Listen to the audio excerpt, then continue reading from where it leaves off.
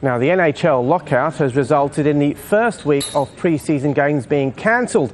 It involves around 60 games that were due to start on Sunday. Farrah Esmail reports from Toronto.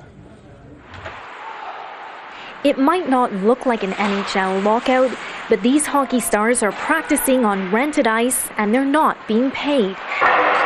And it's going to stay that way until owners and players decide on how to split revenues in a sport that earned $3.3 billion last season. This is the second NHL lockout in 8 years, and if history repeats itself, the consequences could be just as disastrous. The NHL lockout in 2004 resulted in billions of dollars in lost revenue across North America. The league had to battle to get fans back into arenas. But even in a hockey-loving country like Canada, fans might not be so forgiving this time around. Players get enough money. You shouldn't be fighting over whose NHL is whose or where it started. It should just be a game of fun, not about over money.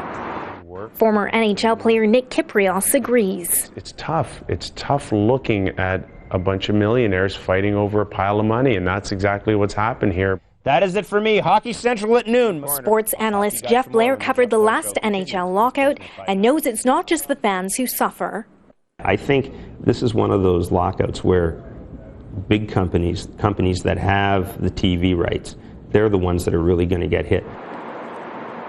Effects of the lockout might not yet be in full effect, but arenas across North America are bracing for cuts and layoffs. It's estimated up to $1 million is generated per NHL game.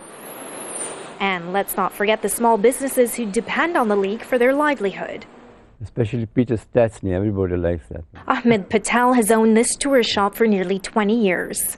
If the strike continues on, then it will hurt us. And there's no hockey, so nobody will come, right? So it will affect the businesses. You know, the people that suffer the most are the fans. Players have reached out to fans on YouTube, but with the new season due to start on October 11th, time is running out for all concerned.